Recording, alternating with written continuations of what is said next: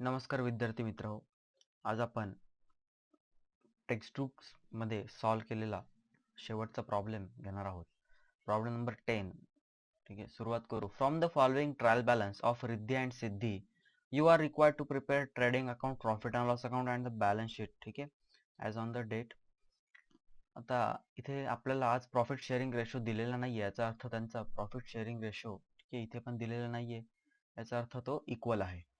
ठीक आहे, सोडवायला सुरुवात करताना सर्वात पहिले आपण ॲडजस्टमेंटनुसार टिक मार्क करू. पहिले आहे क्लोजिंग स्टॉक, टिक करायची गरज नाही. त्यानंतर आउटस्टँडिंग एक्सपेन्सेस, वेजेस आणि ट्रॅव्हलिंग एक्सपेन्सेस. वेजेस आणि ट्रॅव्हलिंग एक्सपेन्सेसवर आपण टिक करू.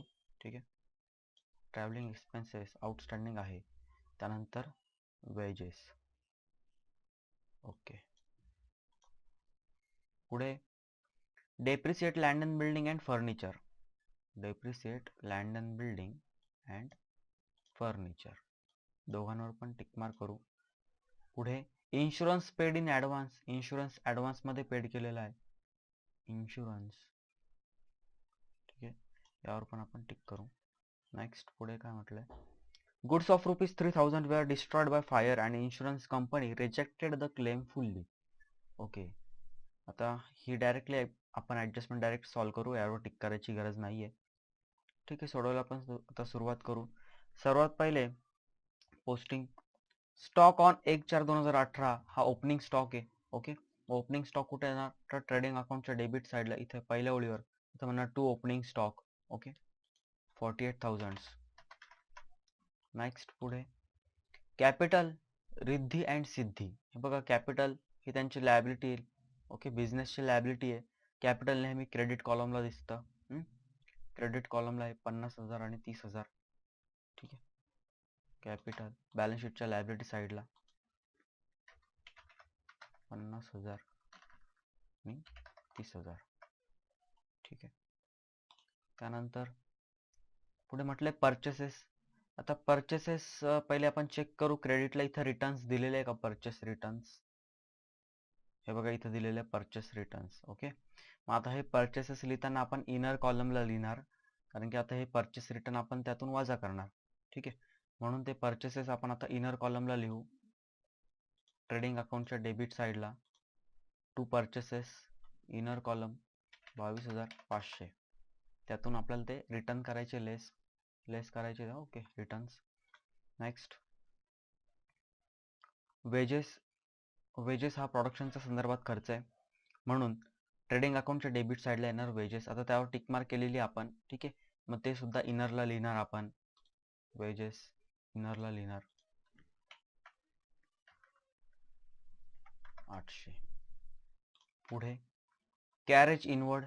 कॅरेज इनवर्ड म्हणजे गुड्स ज्यावेळेस आपण इन म्हणजे काय, बिझनेसच्या आत ज्यावेळेस येतो त्यावेळेस होणारा जो खर्च आहे वाहतुकीचा, त्याला आपण म्हणतो कॅरेज इनवर्ड. म्हणजे हा परचेस संदर्भात आहे. परचेस अँड प्रोडक्शन एक्सपेन्सेस आपण नेहमी कुठे घेतो तर ट्रेडिंग अकाउंटच्या डेबिटला, म्हणून कॅरेज इनवर्ड कुठे घेणार आपण, ट्रेडिंग अकाउंटच्या डेबिट साईडला. त्यावर ॲडजस्टमेंट नाही आहे काही, म्हणून डायरेक्टली आपण आउटर कॉलमला लिहू carriage inward. Okay, 1,000. Next sundry creditors. ठीक आहे, सन्ड्री क्रेडिटर्स आपली क्रेडिटर्स काय तर आपली लायबिलिटी आहे, म्हणून कुठे जाणार, बॅलन्स शीटच्या लायबिलिटी साईडला. बॅलन्स शीटच्या लायबिलिटी साईडला क्रेडिटर्स. त्याच्यावर काहीच ॲडजस्टमेंट नाही आहे, म्हणून डायरेक्टली आउटर कॉलमला लिहू आपण 27,600. ओके, नेक्स्ट बिल्स पेबल सुद्धा आपली लायबिलिटी. बिल्स पेबल पण कुठे तर तिथेच बॅलन्स शीटच्या लायबिलिटी साईडला. बिल्स पेबल बॅलन्स शीटच्या लायबिलिटी साईडला आपण लिहू.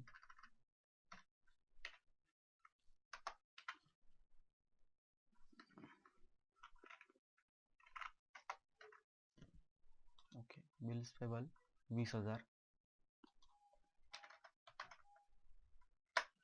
ओके, त्यानंतर पुढे म्हटलंय cash in hand. Cash in hand काय आपली तर असेट, म्हणून कुठे जाणार, बॅलन्स शीटच्या असेट साईडला. कॅश इन हँड बॅलन्स शीटच्या असेट साईडला लिहिणार आपण. ठीक आहे, इथे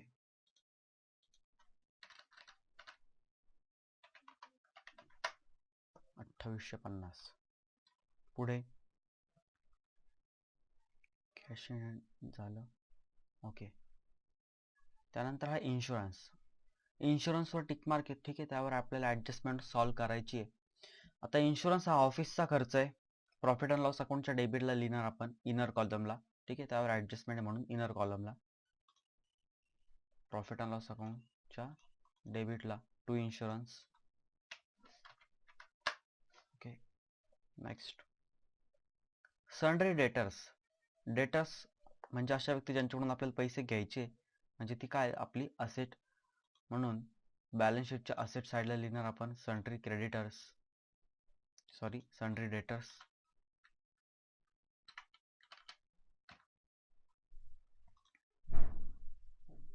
32,000. पुढे त्यानंतर बँक ओव्हरड्राफ्ट म्हणजे बँकेतून शिल्लक रकमेपेक्षा आपण जास्त पैसे विड्रॉ केलेले आहेत, म्हणून बँकेला परत कधी ना कधी त्यांना ते पैसे द्यावे लागतील, त्याला आपण बँक ओव्हरड्राफ्ट म्हणतो. म्हणजे आपली ही काय तर लायबिलिटी आहे, म्हणून बॅलन्स शीटच्या लायबिलिटी साईडला लिहिणार आपण बँक ओव्हरड्राफ्ट. बॅलन्स शीटच्या लायबिलिटी साईडला लिहिणार 18,000. ओके. Next carriage outward. आता बघा इथे पण कॅरेज इनवर्ड होतो, हा पण खर्च आहे. कॅरेज आउटवर्ड हा पण खर्च. आउट म्हणजे काय बाहेर, म्हणजे बिझनेसच्या बाहेर ज्यावेळेस आपला गुड्स जातो, याचा अर्थ कधी जाईल तो सेलिंग केल्यावर. मग सेलिंग हा खर्च काय कसला आहे तर आपला ऑफिसचा खर्च आहे, सेलिंग अँड डिस्ट्रीब्युशन. म्हणून हा लिहिताना आपण प्रॉफिट अँड लॉस अकाउंटच्या डेबिटला लिहिणार. परंतु हा जो कॅरेज इनवर्ड होता, ज्यावेळेस आपण गुड्स परचेस करतो, मग परचेसच्या रिलेटेड होता हा, म्हणून आपण ट्रेडिंग अकाउंटला घेतो. तसं आता हा सेल्सच्या रिलेटेड आहे, म्हणून आपण लिहिणार प्रॉफिट अँड लॉस अकाउंटच्या डेबिट साईडला. ठीक आहे, प्रॉफिट अँड लॉस अकाउंटच्या डेबिट साईडला टू कॅरेज आउटवर्ड.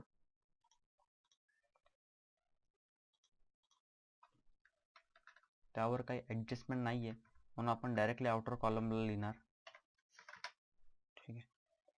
नेक्स्ट 900 होते.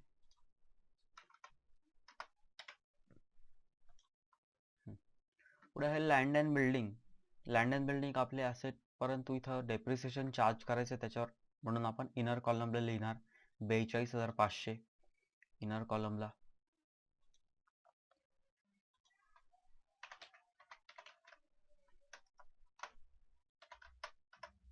ओके. त्यानंतर पुढे फर्निचर काय आपली असेट, म्हणून लिहिताना आपण कुठे लिहिणार असेट साईडला. आता यावर सुद्धा आपल्याला डेप्रिसिएशन चार्ज करायचं आहे, म्हणून फर्निचर सुद्धा आपण इनर कॉलमला लिहिणार 38,700 इनर कॉलमला.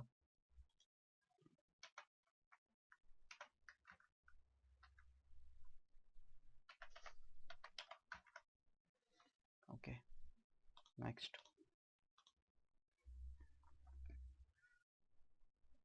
पुढे आहे सेल्स म्हणजे गुड्स बिझनेसमधून गेला, आता गेला म्हणून कुठे येणार ट्रेडिंग अकाउंटच्या क्रेडिट साईडला.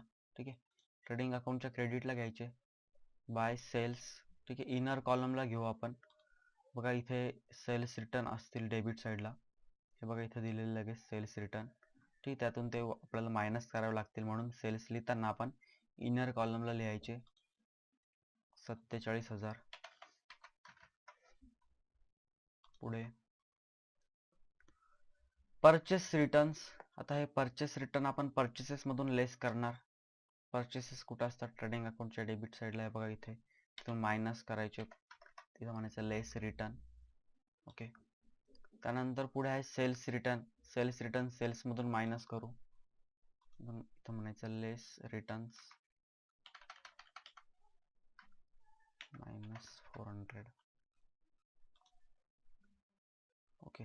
त्यानंतर आहे रेंट. आता रेंट इथे बघा हे क्रेडिट साईडला दिसतंय. ओके, क्रेडिट साईडला दिसतंय क्रेडिट कॉलममध्ये, credit all income and gains. आता रेंट जर इथं डेबिटला असता तर आपला तो खर्च असता, परंतु आता इथं क्रेडिट साईडला दिलेलं आहे, त्यामुळे तो आपला इन्कम आहे.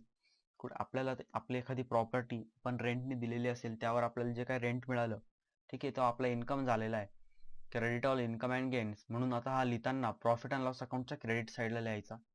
प्रॉफिट अँड लॉस अकाउंटच्या क्रेडिट साईडला, क्रेडिटला का तर credit all income and gains, इथं म्हणायचं बाय रेंट. ठीक आहे, एक ओळ सोडून द्यायची प्रॉफिट किंवा लॉससाठी. ठीक आहे, डेबिटला पण एक ओळ सोडायची, क्रेडिटला पण एक ओळ सोडायची, त्यानंतर आपण पोस्टिंग लिहायची, ठीक आहे, जी असेल ती. आता रेंट आपला इन्कम आहे, ठीक आहे, इन्कम येतो क्रेडिट साईडला आल्यामुळे, म्हणून आपण लिहिताना पण क्रेडिटलाच लिहिणार, प्रॉफिट अँड लॉस अकाउंटच्या क्रेडिटला बाय रेंट. ओके, त्यानंतर बॅड डेब्ट्स म्हणजे पैसे बुडाले, आपला तो लॉस आहे, म्हणून प्रॉफिट अँड लॉस अकाउंटच्या डेबिट साईडला टू बॅड डेब्ट्स म्हणायचं, ठीक आहे. प्रॉफिट अँड लॉस अकाउंटच्या डेबिट साईडला टू बॅड डेब्ट्स.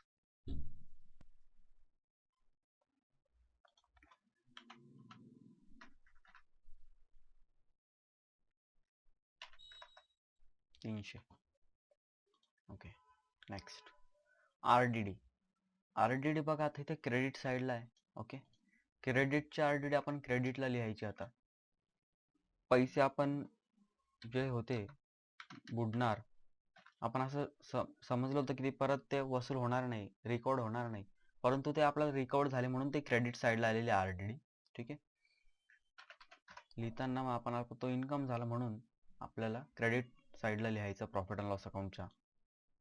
त्यानंतर पुढे आहे डिस्काउंट. हे बघा आता डिस्काउंट दोन्ही साईडला दिलेले, डेबिटला पण आहे आणि क्रेडिटला पण आहे. मग डेबिट याचा अर्थ काय, हा आपला खर्च आहे, आणि जो क्रेडिट आहे तो आपला काय तर इन्कम आहे.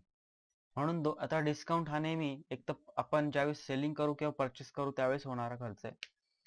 मग आता हा डिस्काउंट आपला डेबिटचा खर्च आहे, म्हणून कुठे येणार तर प्रॉफिट अँड लॉस अकाउंटच्या डेबिट साईडला, आणि हा जो डिस्काउंट दिसतोय क्रेडिट साईडचा तो आपण लिहिणार प्रॉफिट अँड लॉस अकाउंटच्या क्रेडिट साईडला. इथे म्हणणार आपण टू डिस्काउंट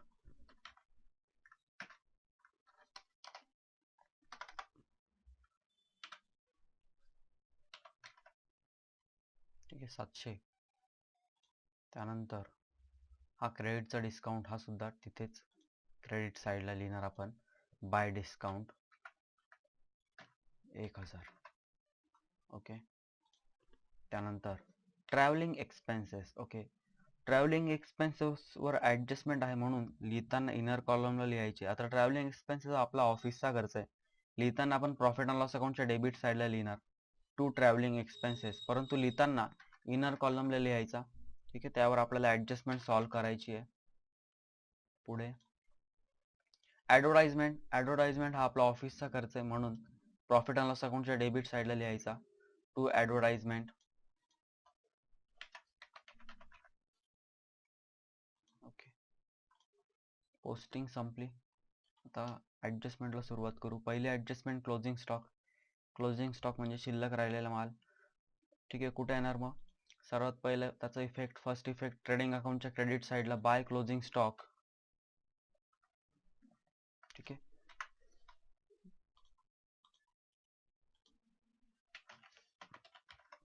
आणि त्याचा सेकंड इफेक्ट, क्लोजिंग स्टॉक ही आपली ॲसेट आहे, पुढच्या वर्षी आपल्याला तो सेल करता येईल, ठीक आहे.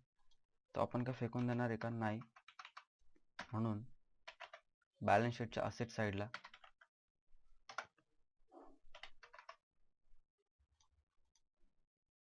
Okay, next outstanding expenses. Outstanding हे खर्च द्यायचा बाकी, म्हणजे तो याच वर्षीचा आहे, मग यावर्षीचा म्हणून यावर्षी दिसला पाहिजे. मग यावर्षी दिसला पाहिजे म्हणजे तर आपल्याला काय करावं लागेल, तो यावर्षी ॲड करावं लागणार. वेजेसमध्ये ॲड करायचे 700, ठीक आहे. वेजेस हे बघा इथे म्हणायचं ॲड आउटस्टँडिंग, ठीक आहे, ॲड आउटस्टँडिंग 700. त्यानंतर हा आउटस्टँडिंग आहे, अजून दिलेला नाही आहे, परंतु कधी ना कधी द्यावं लागेल, म्हणजे ते आपले काय होईल मग लायबिलिटी होईल, ठीक आहे. आउटस्टँडिंग एक्सपेन्सेस इथे लिहिणार आपण 700. नेक्स्ट आउटस्टँडिंग हे बघा, हे ट्रॅव्हलिंग एक्सपेन्सेस सुद्धा आउटस्टँडिंग आहे, 200 रुपये द्यायचे बाकी आहे, ठीक आहे. द्यायचे बाकी, द्यावं लागेल. यावर्षीचा खर्च यावर्षी दिसला पाहिजे. इथं ॲड म्हणायचं, ॲड आउटस्टँडिंग, ठीक आहे. सेम त्याचा इफेक्ट बॅलन्स शीटच्या लायबिलिटी साईडला आउटस्टँडिंग एक्सपेन्सेस, जसं आपण वेजेस घेतलं त्यामध्ये ॲड म्हणायचं ट्रॅव्हलिंग एक्सपेन्सेस, ठीक आहे. किंवा आपण सेपरेट सुद्धा लिहू शकता outstanding wedges, outstanding travelling expenses, परंतु मी एकत्र केले आउटस्टँडिंग एक्सपेन्सेस या अंडर, ठीक आहे, दोघं. नंतर हे प्लस करून आपण आउटर कॉलमला घेऊ. त्यानंतर पुढे आहे depreciate land and building bye 10%. Okay, depreciation आता चार्ज करू. हे बघा 10% डेप्रिसिएशन चार्ज करायचं आहे, 10% म्हणजे काय, जस्ट एक शून्य खोडून टाका. ठीक आहे, हे बघा, हे 42,500 म्हणून आता 42,050 असं लिहिणार मी. ठीक आहे, हे 4,250, एक शून्य कट करायचा. हे आपलं डेप्रिसिएशन.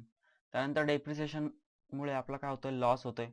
म्हणून कुठे येणार तर प्रॉफिट अँड लॉस अकाउंटच्या डेबिट साईडला, प्रॉफिट अँड लॉस अकाउंटच्या डेबिट साईडला म्हणायचं to depreciation on land and building 4,250. ठीक आहे, त्यानंतर पुन्हा डेप्रिसिएशन आहे फर्निचरवर. फर्निचरवर डेप्रिसिएशन चार्ज करायचं 5%. ठीक आहे, आता 5% कसं काढणार, जर एक शून्य खोडला तर ते येतात 10%. ठीक आहे, आपल्याला करायचे मग त्याचे अर्धे. हे बघा, 38,700 आपलं फर्निचर आहे. त्यातला जर मी एक शून्य खोडला तर हे येतील 10%. मग मला पाहिजे 5%, म्हणजे मी पुन्हा याचे काय करणार, अर्धे करणार, म्हणजे भागिले 2 करणार. म्हणजे राहिलेली रक्कम आहे ती आपल्या डेप्रिसिएशन असेल 5%. ठीक आहे, ते येतं 1935. इथं लिहिणार आपण 1935. सेम त्याचा दुसरा इफेक्ट प्रॉफिट अँड लॉस अकाउंटच्या डेबिट साईडला. ठीक आहे, तो आपला काय तर लॉस आहे, म्हणून प्रॉफिट अँड लॉस अकाउंटच्या डेबिट साईडला लिहिणार आपण टू डेप्रिसिएशन ऑन फर्निचर. हे दोघं आपण ऍड करून आउटर कॉलमला लिहू. Next, adjustment insurance paid in advance. बघा, 300 रुपये हा इन्शुरन्स या वर्षीचा नव्हता, तो पुढच्या वर्षीचा आहे, म्हणून तिथे ऍडव्हान्स म्हटलेलं आहे. ऍडव्हान्स मध्ये पेड केलाय, परंतु तो या वर्षीचा नाहीये, म्हणून या वर्षी दिसायला पण नको तो. आपण ते काय करणार, लेस करणार. इन्शुरन्स कुठे असतो, प्रॉफिट अँड लॉस अकाउंटच्या डेबिट साईडला. बघा, इथे इन्शुरन्स आहे, तिथून म्हणायचं लेस प्रिपेड. ठीक आहे, ते म्हणायचं लेस प्रिपेड, लेस करायचे 300 रुपये. त्यानंतर हा 300 रुपये आपण पुढच्या वर्षीचा खर्च केलेला आहे. ठीक आहे, पुढच्या वर्षी करावं लागेल का, नाही, म्हणून आपलं तो ती असेट आहे, म्हणून इथे म्हणणार प्रीपेड इन्शुरन्स बॅलन्स शीटच्या असेट साईडला, त्याचा सेकंड इफेक्ट 300. त्यानंतर next adjustment, goods of ₹3,000 were destroyed by fire. ठीक आहे, आपण पहिले इथपर्यंतच बघू. आता गुड्स बिझनेस मधून गेलाय म्हणजे तो जळून गेलेला आहे, ऍक्च्युली लॉस झाला पूर्ण. ठीक आहे, जळाला म्हणजे याचा अर्थ काय, बिझनेस मधून तो गेलाच, म्हणून त्याचा पहिला इफेक्ट कुठे येणार, गुड्स गेला बिझनेस मधून, म्हणून ट्रेडिंग अकाउंटच्या क्रेडिट साईडला. ठीक आहे, ट्रेडिंग अकाउंटच्या क्रेडिट साईडला लिहिणार आपण by goods destroyed by fire. ठीक आहे, by goods destroyed by fire 3,000 रुपये. ओके, आता 3,000 रुपयाचा गुड्स गेला, हा झाला त्याचा फर्स्ट इफेक्ट. सेकंड इफेक्ट बघू. हे बघा, इन्शुरन्स कंपनीने जे काय आपला क्लेम आपण त्यांना सांगितलं की 3,000 रुपयाचा गुड्स लॉस्ट झालेला आहे, तर आम्हाला कंपेन्सेशन वगैरे काहीतरी द्या. तर त्यांनी तो क्लेम फुल्ली काय केलाय, रिजेक्ट केलेला आहे. बघा, इथे रिजेक्ट करून टाकलं त्यांनी. ठीक आहे, म्हणजे आपल्याला ते 3,000 पैकी 1 रुपया सुद्धा मिळणार नाहीये. म्हणजे हा पूर्ण 3,000 काय झाला, आपला लॉस झालाय. मग लॉस झाला म्हणून कुठे येणार, प्रॉफिट अँड लॉस अकाउंटच्या डेबिट साईडला. हा झाला त्याचा सेकंड इफेक्ट. इथं म्हणायचं टू लॉस बाय फायर. ठीक आहे, to loss by fire 3,000. Insurance company यावेळेस काहीच पैसे देणार नाही, म्हणून बॅलन्स शीटला पण काही येणार नाही. ठीक आहे, मग यावेळेस फक्त ते दोनच इफेक्ट झाले गुड्स डिस्ट्रॉयड बाय फायरचे. लक्षात ठेवायचं, ज्यावेळेस इन्शुरन्स कंपनी ज्यावेळेस कंपेन्सेशन देईल त्यावेळेसच त्याचे 3 इफेक्ट होईल, अन्यथा 2च इफेक्ट असतात. ठीक आहे, नेक्स्ट ऍडजस्टमेंट. ओके, ऍडजस्टमेंट संपलाय, आता आपण क्लोज करू. हे बघा, पहिले प्लस मायनस करून अमाऊंट बाहेर घेतलाय, त्यानंतर टोटल करायची. क्रेडिट साईड मोठी येते 98,300, तेच इथे लिहिणार. मग त्यातून ही सर्व डेबिट साईड मायनस केली मी, आणि जे शिल्लक राहील त्यावेळेस तिथं आपण म्हणू टू ग्रॉस प्रॉफिट. ठीक आहे, हा प्रॉफिट आलेला आहे. यावेळेस क्रेडिट जास्त आहे, क्रेडिट म्हणजे इन्कम जास्त झाला, डेबिट खर्च कमी झाला, काय झाला आपल्याला, प्रॉफिट.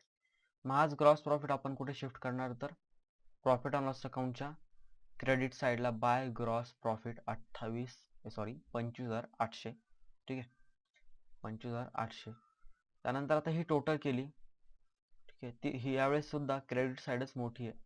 क्रेडिट साईडची टोटल झाली 28,950, तेच इथे लिहिले. मग त्यातून ही सर्व डेबिट साईड काय करू आपण, मायनस करणार. मग उरलेला जो असेल त्यावेळेस तिथं आपण म्हणणार नेट प्रॉफिट. हे 12,365 येत आहे. ठीक आहे, प्रॉब्लेम मध्ये त्यांनी आपल्याला सांगितलेलं नाहीये की त्यांचा जो काही प्रॉफिट शेअरिंग रेशो आहे, ठीक आहे, अशा वेळेस तो इक्वल असतो. म्हणून 12,365, ठीक आहे, भागिले 2 म्हणजे अर्धे करायचे. ते येतं 6,182.5. आता बघा 0.5 आहे म्हणून ही संख्या मी वाढवून घेतो. मग ते इथे लिहिले 6,183. बघा इथे 2 होता, मी 3 करून घेतला, 0.5 आहे म्हणून. आणि दुसऱ्याला मी तेवढीच अमाऊंट ठेवतो. बघा हे शेवटी मग इथं मॅच झाला पाहिजे. हे 5, बघा हे 3 आणि 2 किती होतील, 5. ठीक आहे, हे प्लस करून एवढी बरोबर आली पाहिजे. 1 रुपयाला जास्त द्यायचा, 1 रुपयाला कमी. ठीक आहे, किंवा मग 0.5 असं लिहिलं असतं तरी झालं असतं. ठीक आहे, ते पॉईंटमध्ये येतं, परंतु याला राऊंड अप करण्यासाठी मी असं करतोय. 1 रुपयाचा डिफरन्स जरी आला त्यामुळे काही टेन्शन घ्यायचं नाही. ठीक आहे, त्याच्यामुळे काही मार्क्स वगैरे कट होत नाही. इक्वल जरी रेशो आहे, ठीक आहे, 1 रुपयाने इकडे तिकडे काही फरक नाही पडत त्याचा. त्यानंतर बघा आता हा जो त्यांचा नेट प्रॉफिट आहे, ठीक आहे, त्यामुळे त्यांचं कॅपिटल नक्कीच वाढणार आहे. म्हणून त्यांच्या कॅपिटलमध्ये आपण तो ऍड करणार, ऍड नेट प्रॉफिट. ठीक आहे, इथे पण ऍड नेट प्रॉफिट. मग टोटल बाहेर घ्यायची आणि लायबिलिटी आणि असेट साईज बघायची, टोटल करायची. ठीक आहे, तो प्रॉब्लेम टॅली होतोय 1,58,865 ने. आजसाठी आपण इथंच थांबू. नेक्स्ट प्रॉब्लेम आपण उद्या बघू.